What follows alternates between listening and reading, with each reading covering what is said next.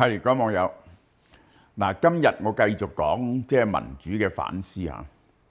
上次我講咗呢一個民主嘅幾個必要條件，即係冇呢個呢，嗰個民主體系係難以生存嘅。呢個係四大條件，一個就叫平等，人人平等，一人一票。第二個叫法治精神啊，第三就係叫包容精神，即係呢。唔好用善惡二元去睇呢個世界，嗰個所有嘢都係大家要講道理，然後能夠妥協嘅，呢個就係嚇。第四就係呢一個自由，言論自由同埋呢個新聞自由。四樣嘢咧，冇呢四隻腳咧，民主係唔能夠繼續落去嘅。如果任何冇呢四樣嘢，如果冇一樣嘢，嗰個我哋就唔會承認佢係一個真正嘅民主，佢只不過係一個扮民主或者一個殘缺嘅民主。好啦，嗱，呢四個唔係必要條件，咁呢四個必要條件唔係充分條件。充分條件咧，佢其實咧係有兩個係建基於兩樣嘢嘅。第一樣嘢就係人權，第一樣嘢就係人權。第二樣嘢就係科學啊！嗱，我先講講呢兩樣嘢係點樣嚟嘅咧？即係咁樣樣，呢兩樣嘢咧係非常奇特嘅，非常奇特。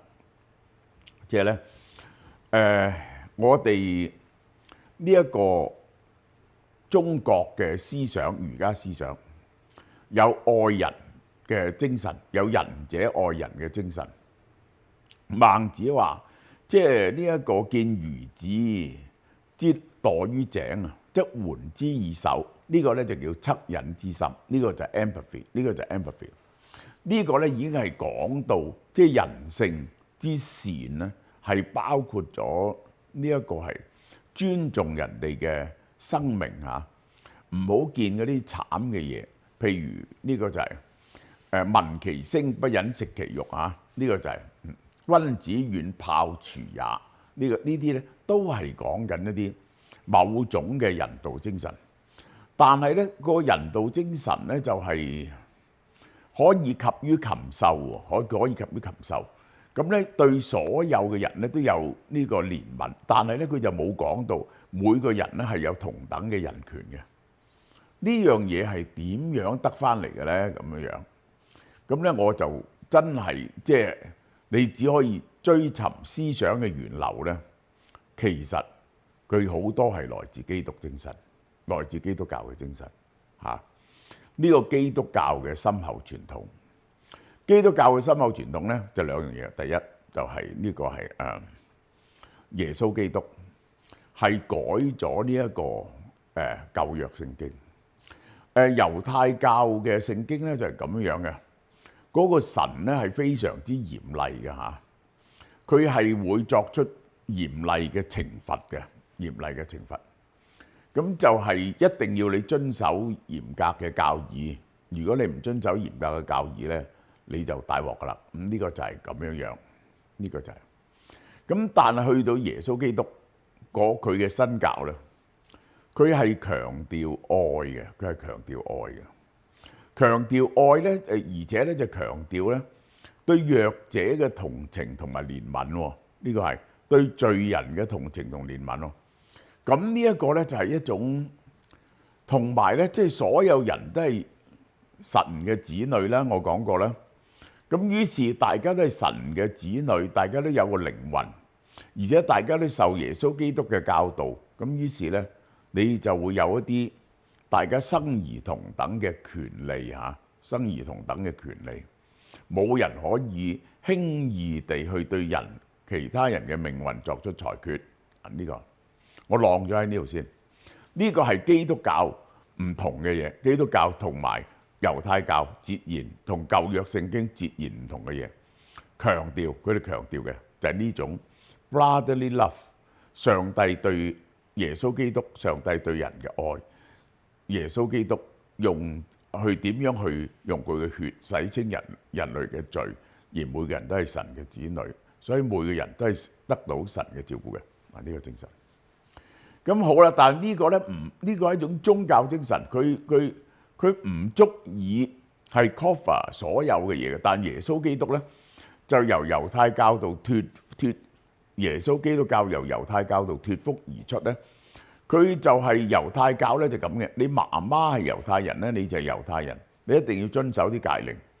去到聖保羅嘅基督教嗰時咧就唔係，聖保羅基督教係及所有嘅嗰啲異族人，就再冇上帝嘅選民，所有人都係上帝嘅選民。呢個呢個係一點。另一點咧，耶穌嘅精神入邊咧，其實係含有呢一個政教分離嘅元素。呢個你好容易明白啊，因為咧，如耶穌係即係喺佢出世嘅時候，喺佢傳教嘅時候，如果佢去反抗呢個羅馬天主教，好似後來出現嘅號稱係救呢個彌賽亞嘅人咁咧，係會遭到毀滅嘅，係會遭到毀滅。所以嗰啲祭司去試探呢個耶穌基督嗰陣時，就係問佢：你應唔應該向羅馬人交稅啊？咁耶穌基督就攞個銀幣出嚟，個上面印住嘅係乜嘢？咪就凱撒咯。咁佢就 render unto Caesar what belong to Caesar，render unto God what belong to God。佢就作出咗政教分離啊！咁所以咧就係佢被審判嗰陣時咧，佢係人哋問佢：你係咪想建立個 kingdom 啊？佢話：我係想建立個 kingdom in heaven，in heaven。同埋現世嘅皇權咧係冇衝突嘅。咁呢個咁嘅做法就係服咗政教分離嘅基礎下。嗱，呢樣嘢咧係個種子嚟嘅啫。後來佢發展出嘅人權精神咧，係有一部分根源嚟到呢度，佢又加咗其他嘅 factor 落去，就係發展咗成為今日民主嘅基石嘅。好啦，民主嘅第二個基石係乜嘢咧？民主嘅第二個基石其實近代文明嘅基石，我應該係講近代文明嘅基石，就係科學精神。所有嘢都係講道理嘅。呢一個科學精神係一樣好得意嘅嘢。佢係來自希臘嘅呢一個求真理嘅精神。只有希臘喺所有文化入邊先至追求呢個真理嘅啫，呢個追求真理嘅啫。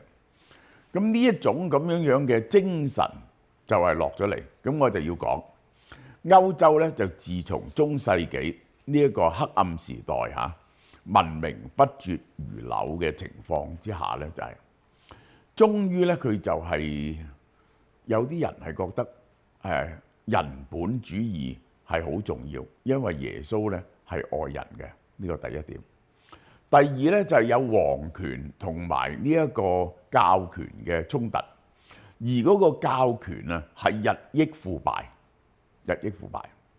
咁呢個喺呢個咁嘅情況之下咧，就係對呢個教廷啊係作出呢個質疑嘅。同埋作出呢個批判。嗱，呢個咧一樣好重要嘅嘢，就係宗教革命。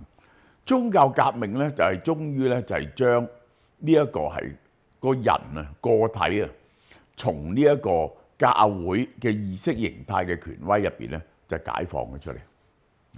我會再 establish 呢一樣嘢，但係呢個係遲啲先至發生嘅。咁就係大家知道咧，去到中世紀嗰陣時咧。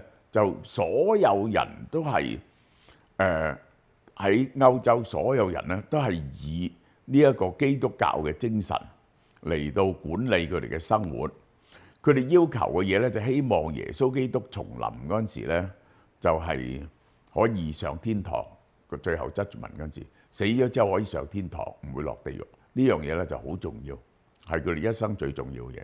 所以虔誠去信教係佢哋人生之中最重要嘅嘢。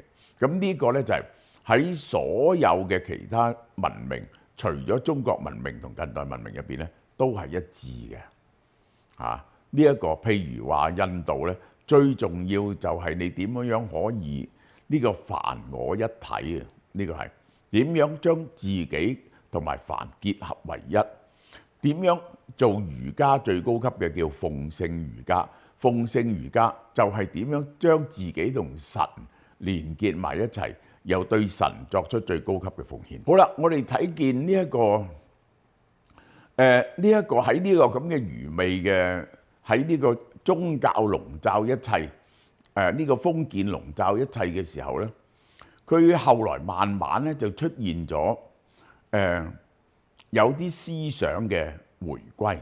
有啲思想嘅回歸，首先嘅思想嘅回歸咧，其實就係你首先嘅思想要打破咗教會嗰個籠罩。教會係獨自掌握咗嗰個解經嗰個權利啊！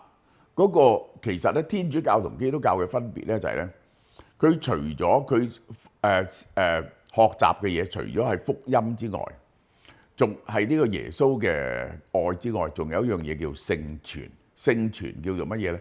就係歷代嘅基督教即係其實指嘅係天主教教會嘅傳統，要你守嘅儀軌嚇，要你做善事，要你捐錢呢啲嘢呢，就係聖傳。聖傳點樣去呢啲呢？就叫聖傳。呢啲聖傳呢，唔係喺聖經入邊嘅，係個教會累積地做出嚟嘅。呢個係。於是你就係呢一個係嗰個羣體嘅一部分嚇。好啦，咁嗰陣時咧就喺呢種咁嘅虔誠嘅宗教之下咧，你就見到咧就係所有異教徒嘅嘢咧冚唪唥係被毀滅曬，就淨得一種文化思想，就係聖經呢個天主教嘅思想，而係點樣去解釋呢個天主教嘅思想？就係入邊嘅派別咧，只不過係對教義嘅解釋，尤其是爭拗得好犀利嘅就係呢個乜嘢叫三位一體咯嚇？呢個耶穌究竟係神定係人啊？即係呢啲咁嘅問題，都喺呢啲問題上邊咧，就係拗嚟拗去嚇。咁好啦，我講咧就係真正令到嗰啲歐洲人 shock 嘅嘢咧，就係希臘思想嘅回歸。原來羅馬教滅咗之後咧，你見到咧，羅馬滅亡咗之後，西羅馬滅亡咗之後咧，呢啲咁樣嘅希臘思想啊，希臘羅馬嗰啲哲學思想咧，已經係冇人識㗎啦，已經喺歐洲係冇人識。咁咧就係呢一個係喺西歐嚇變咗一個野蠻社會，喺東歐咧就變咗一個政教合一嘅社會，嗰個就係拜占庭帝國，拜占庭帝國。咁喺呢個咁嘅時候咧，就係你估係由邊度傳入咧？希臘思想嘅遺跡就傳咗喺亞歷山大大圖書館嗰度。咁後來咧，你知呢一個回教興起嚇，回教興起之後咧，首先就戈爾特王朝，然後咧80年之後咧就阿爾拔王朝。阿爾拔王朝咧就所謂嘅黑衣大食，其實你估唔到咧。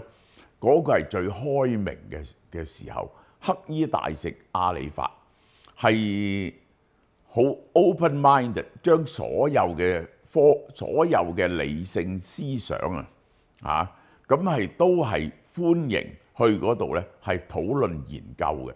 咁呢一個文藝復興三傑嘅 Raphael 就寫咗幅畫，呢個 Academy。呢一個 of knowledge 呢一個嗰幅畫，大家睇下，係將所有嘅哲人畫咗嗰度。咁因為同埋，於是佢哋整咗好活躍嘅學術氣氛。呢個好活躍嘅學術氣氛咧，就將希臘嘅文化咧就回傳翻去呢個歐洲。歐洲咧係非常之 shock 嘅，呢個係嚇。而我哋睇住咧，就係因為呢一種希臘嘅多神教同埋佢嗰種哲學思想啊、悲劇思想啊、數學啊呢啲咁樣嘅科學，呢啲原子科學咧，就係刺激起呢個歐洲人嘅想像。如果你去歐洲睇啲畫咧，你就會發現咧，佢係去到呢一個係文藝復興時代咧，因為隨着希臘文化嘅傳入咧，就佢哋開始。以前咧，淨係畫嗰啲耶穌基督啊、聖母啊，呢個嗰啲聖人啊，啲咁嘅畫像嘅啫，淨係畫呢咁嘅。開始畫起呢啲咁嘅希臘神像出嚟。呢啲坦白嚟講，當然其實係異教嘅神像嚟啦，係咪啊？呢啲首先喺邊度興起咧？喺 Florence 興起。第一次畫呢啲咁嘅畫嗰時咧，啲人覺得係大逆不道嘅。點解會畫呢啲咁樣嘅神像咧？結果咧，你見到咧，就係文藝復興咧，就係好明顯受到希臘嘅思想嘅影響。於是咧就係大幅度都係創作即係維納斯嘅呢一個呢個誕生啊！你見到呢啲畫嚇，就全部嗰陣時呢個百花齊放。就由個思想嘅僵化嗰度咧，就係釋放咗出嚟。咁咧就呢個係代表咗佢哋對希臘文化嘅接觸，對於呢個天主教籠罩嘅呢個正經嘅思想作出嘅挑戰。而呢個希臘文化入邊嗰種追求真理嘅精神咧，就係開始傳入。咁就係。呢個嗱，我先講咗呢點先，因為呢個係早少少嘅，然後咧就有呢一個係啟蒙時代。啟蒙時代就點咧？佢係受三樣嘢嘅影響 ，Enlightenment 受三樣嘢嘅影響。一樣就係呢啲希臘文化嘅回歸嚇，開始對嗰個世界萬物嗰個真理嘅追求嚇。第二就係竟然係有受呢個利瑪竇譯嘅呢個中國儒家思想，翻到去嗰啲希臘哲嗰啲歐洲嘅哲學家係十分之驚異。原來中國人咧就唔係講宗教，唔係講神，係講道理嘅。中國人係講理，個理係點樣樣？咁佢哋呢個因為一知半解，就於是咧就加咗好多佢哋嘅 interpretation 落去。呢個其實就係，但係咧就觸發咗佢哋嘅思維嘅，觸發咗佢哋嘅思維嘅。咁就係第三個就係呢一個，第三個我覺得 intellectual 嘅重要因素啊，就係宗教革命。宗教革命咧係去到呢個天主教嗰種腐化，嗰啲教皇係咪有私生子？呢一個又出贖罪券啦，所有嘢你唔能夠唔懷疑嘅，唔能夠唔懷疑嘅。咁喺呢個懷疑入邊咧，就係終於馬丁路德冇金，就係挑戰呢個教會。其實天主教於是就產生咗呢一個新教出嚟，產生咗新教出嚟咧，就係呢一個新教同埋舊教最大嘅分別喺邊度？跟住咧。呢一個天主教亦都作出呢個改變，天主教亦都內部作出改革，係變咗咧就冇咁腐化。而我哋好多人都認為呢一個近代文化嘅其中一個好重要嘅基礎就係新教，因為新教就係後來做咗呢個更加係一個劃時代嘅嘢。佢有兩樣劃時代嘅嘢，第一就係呢一個係印咗呢一個係聖經出嚟，呢個古騰堡。於是咧，以前你對個宗教嘅解釋就只能夠聽個神父嘅解釋，佢哋壟斷晒所有嘅知識。到個聖經印咗出嚟咧，就每個人睇個聖經，每人有唔同嘅解釋。嗱，呢個就係點解印刷係一樣咁重要嘅嘢？點解書寫係一樣咁重要？以前你讀本書抄嗰時咧，嗰啲書咧就太過貴啦。咁第一本印咗聖經出嚟咧，你睇見呢個聖經咁講喎，點解個教會咁講？於是你就挑戰嗰個教會，打破咗教會對知識嘅壟斷，每人有自己獨立嘅思想。呢個新教最獨特嘅嘢就係每個人都係自己睇聖經而作出呢個 interpretation， 作出呢個最後嘅判斷，係將個體係解放咗出嚟，個體解放咗出嚟。於是就會自己去尋求知識。嗱，然後咧就因為呢啲咁樣嘅書寫嘅容易，就變咗咧嗰個拉丁文體系本來咧就係好少人識拉丁文，淨係個宗教團體識拉丁文，嗰啲識知識嘅人咧全部拉丁文。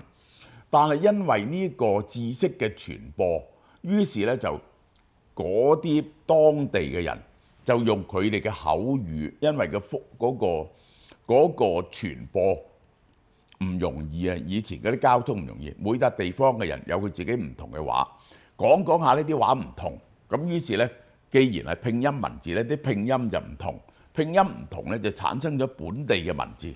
呢個文藝復興嘅最大嘅一個象徵人物就係但丁，佢係用意大利文嚟到寫呢個神曲，呢個係嚇。